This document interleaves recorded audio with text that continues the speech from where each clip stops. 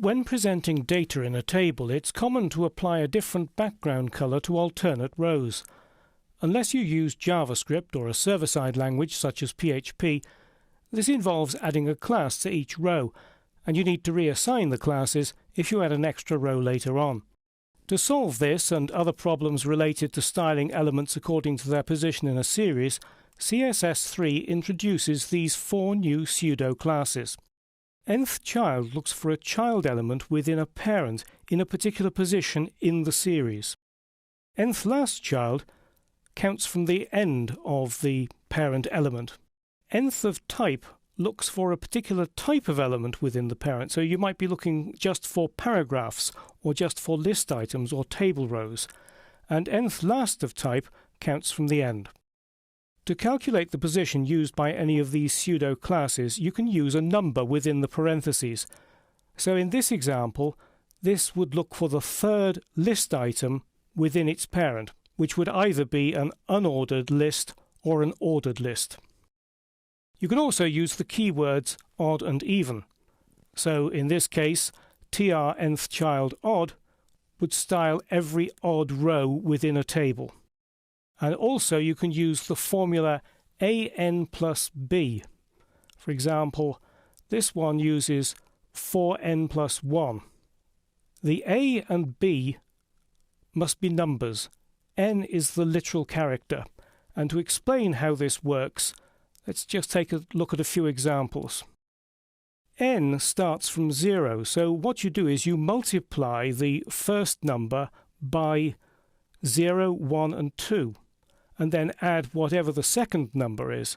So in this case, it's 4 by 0 is 0 plus 1 equals 1. So that hits the first child.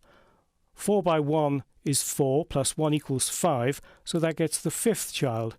4 by 2 plus 1 equals 9. So the ninth child. So what this rule does is it targets the first, fifth, ninth, and so on, right throughout the series. Similarly, this rule would target the 2nd, 6th and 10th and continue through that series. It takes a little while for this formula to sink in, this an plus b formula, but when you see it in action, I think you'll agree that it's actually quite useful. In this data table, I'm using 4 background colours for the table rows. So this colour is used by the 1st, 5th and 9th table rows. This is used by the 2nd, 6th and 10th table rows, and so on.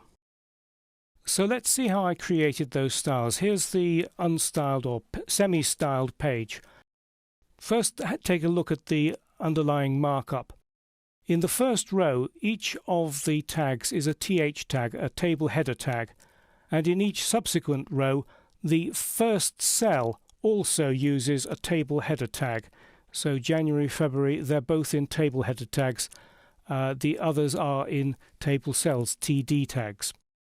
Right, let's switch on live view and see what the problems are. I need to center the text in the top row. I also need to narrow this first column here of th tags. So what I'm going to do is to go into the style rules and tr nth child 1 th. That selector will select the first row because the first row, it's nth child 1, which means it's the first child of the table. And I'm looking at the table headers, the th tags within that row.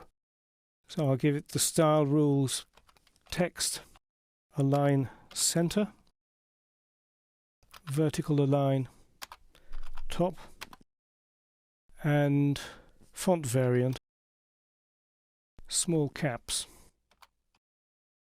If we refresh live view, you can see that they're now centered and we're using small caps. So the next thing to do is to deal with this column here. And they're using th tags, and they're the first th tags in each row.